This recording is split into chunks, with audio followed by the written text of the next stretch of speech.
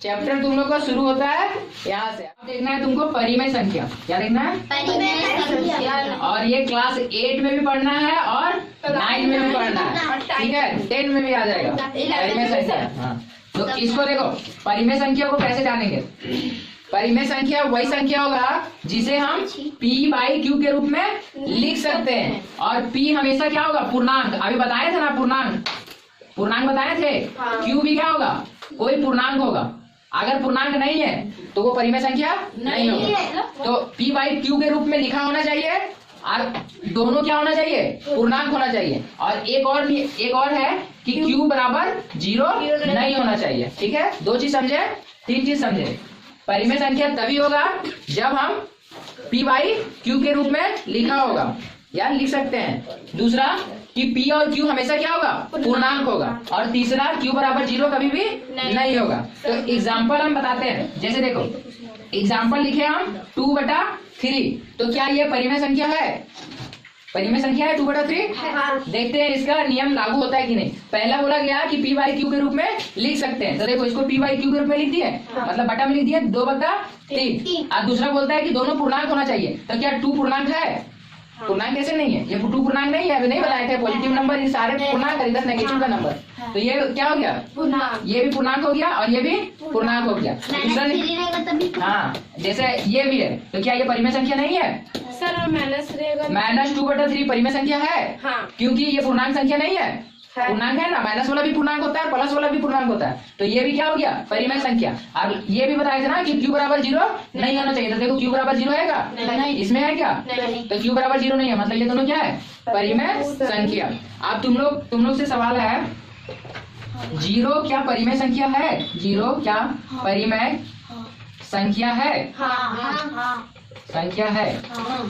कहाँ बोलता है? तो कैसे है? नहीं है, परिमेय संख्या है। कैसे? देखो, 0 है। अब 0 के नीचे कुछ नहीं है, मतलब जिसके नीचे कुछ नहीं रहता है उसके नीचे हमेशा 1 रहता है। तो 0/1 इसको लिख सकते हैं। तो देखो, क्या 0 एक पूर्णांक है? 1 पूर्णांक है। और q बराबर 0 आया है क्या?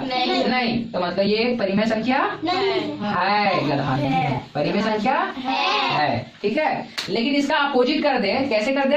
अगर हम ये पूछ ले कि क्या 1/0 परिमेय संख्या है? नहीं है। देखो, पहला नियम तो लागू हो गया कि इसको p/q के रूप में लिख दिए, ठीक है? अब दूसरा नियम भी लागू हो गया। दूसरा नियम क्या था कि ऊपर भी पूर्णांक होना चाहिए, नीचे भी पूर्णांक होना चाहिए। तो ऊपर भी पूर्णांक है, नीचे भी पूर्णांक है। लेकिन तीसरा नियम लागू नहीं हुआ। कैसे नहीं हुआ? क्योंकि बोले थे कि नीचे में कभी भी 0 नहीं होगा। तो 0 यहाँ तो 0 आ गया, तो ये परिमेय संख्या नहीं होगा। समझ में आया? नेक्स्ट है अपरिमेय संख्या। जो परिमेय संख्या समझे ना, उसी का जस्ट अपोजिट क्या है? अपरिमेय संख्या। अभी पूछे नहीं बताया तो सुनाएगा भी, ठीक है? चलो देखो, इसमें क्या होगा? सेम उसी तरह होगा, केवल इसमें उल्टा हो जाएगा। p/q के रूप में इसको नहीं लिख सकते हैं। p/q के रूप में नहीं लिख सकते हैं, ठीक है? p/q के रूप में नहीं लिख सकते हैं। जैसे देखो, जैसे ये रूट वाले जितने संख्या होते हैं, रूट वाले जितने संख्या, √2 हो गया, √3 हो गया, पाई हो गया, है क्या इसको हम लिख सकते हैं ऐसे? नहीं। p/q में लिख सकते हैं। देखो एग्जांपल देखो, इसको समझना है। ओए हाँ, अभी बता देना। चलो इधर देखो, अगर ये है √2 बटा में कुछ नहीं, मतलब 1 लिख सकते हैं।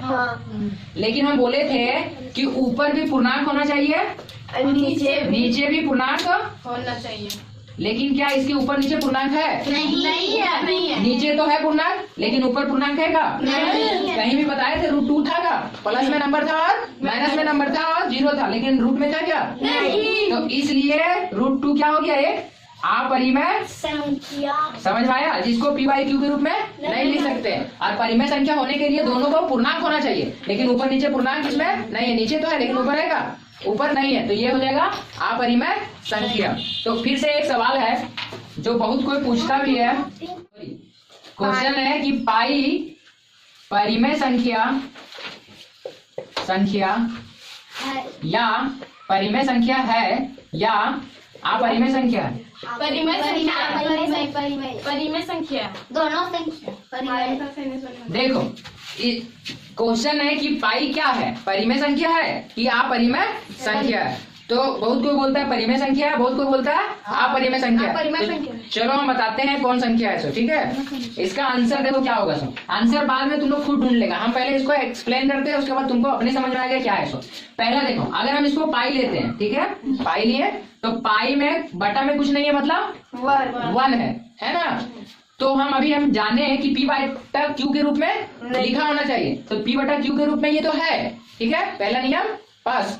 दूसरा नियम क्या था कि दोनों पूर्णांक होना चाहिए, तो 1 तो पूर्णांक है, पाई पूर्णांक है क्या, नहीं। पाई पूर्णांक नहीं है। और तीसरा नियम भी लागू हो गया कि नीचे में 0 नहीं होना चाहिए, तो नीचे में 0 नहीं है, लेकिन दूसरा नियम ही खत्म हो गया कि दोनों पूर्णांक नहीं है। देखो ये तो पूर्णांक है लेकिन ये है क्या नहीं। तो ये पाई क्या हो जाएगा, अपरिमेय संख्या, अपरिमेय संख्या। लेकिन अगर बोले कि पाई का वैल्यू क्या होता है 22/7 या फिर क्या होता है 3.14। अगर पूछे कि पाई का वैल्यू क्या होता है, जो पाई का वैल्यू होता है वो क्या होता है, परिमेय संख्या की अपरिमेय संख्या, तब तुम लोग बताना कि उसका वैल्यू जो होता है वो परिमेय संख्या होता है। क्यों, देख लो यहाँ से, ये क्या हो जाएगा परिमेय संख्या। अब पूछो कैसे, देखो 22/7, तो 22 क्या पूर्णांक है, 7 पूर्णांक है, नीचे में 0 है क्या नहीं। इसको p बटा q के रूप में लिख दिए, तो सब तो नियम पालन हो गया। पॉइंट वाला? पॉइंट हटाओ, पॉइंट हटाएंगे तो 0 भी आएगा, ठीक है, तो बटा में आ जाएगा ना। तो यहाँ क्वेश्चन क्लियर हो गया कि अगर पूछा जाए कि पाई क्या है, परिमेय संख्या कि अपरिमेय संख्या, तो पाई क्या है अपरिमेय संख्या, लेकिन जो पाई का वैल्यू होता है वो क्या है, वो परिमेय संख्या है, ठीक है। ये क्वेश्चन एग्जाम में पूछता है।